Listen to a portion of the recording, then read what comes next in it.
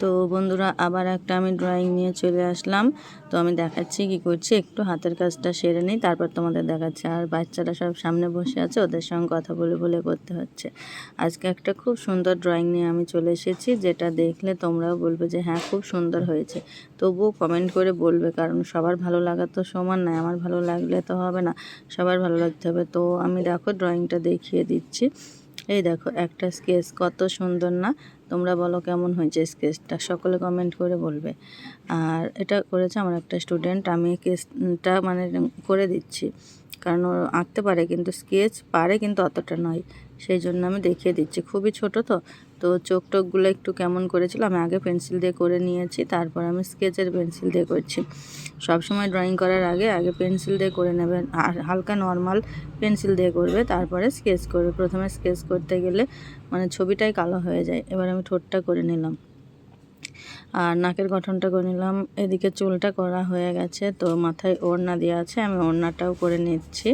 আর একটু ভাঁজ ভাঁজ করে দিচ্ছি, মাঝে মাঝে যে ভাঁজ হয়ে থাকে, আমরা যেটা মাথায় দিই বা কোনো ড্রেস সবসময় তো শার্ট হয়ে থাকে না, জায়গায় জায়গায় কোঁচকিয়ে যায়, তো এটা মাথায় ভাঁজ হয়ে আছে, আমি সেই রকম করে দিচ্ছি। তারপর স্কেচ করে দিচ্ছি, যাতে ফুটিয়ে তুলতে হবে নিজেদের। আর এই যে ওড়নার নিচটা, ওটা তো সব ঢাকা হয়ে থাকবে, অন্ধকার হয়ে থাকবে, সেই জন্য ওটা একটু ডিপ করে দিলাম। আর মুখের কাটিংটা করে দিলাম আমি, আর ঠোঁটটা একটু ঠিক করলাম আবার।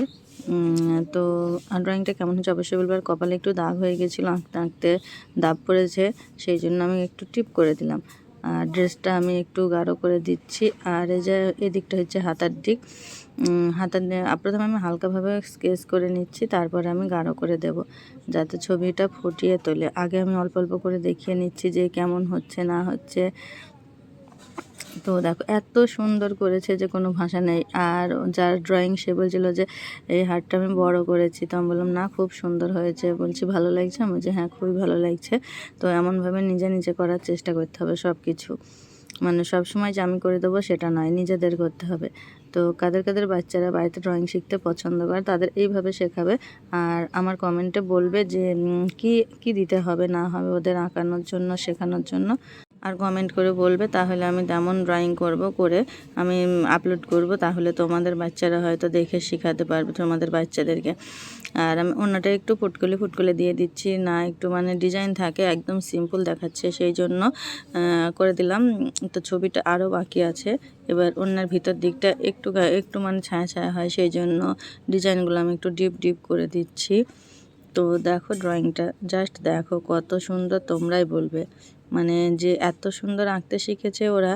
আমি তো তাক লেগে গিয়েছে আমার ওদের আঁকা দেখে, যে আমি ওদের শেখাতে পেরেছি, এটাই আমার ধন্য।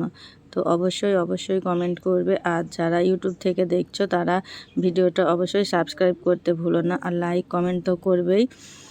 আর বন্ধুরা এটা যারা ফেসবুক থেকে দেখবে তারা অবশ্যই ফলো করে দেবে।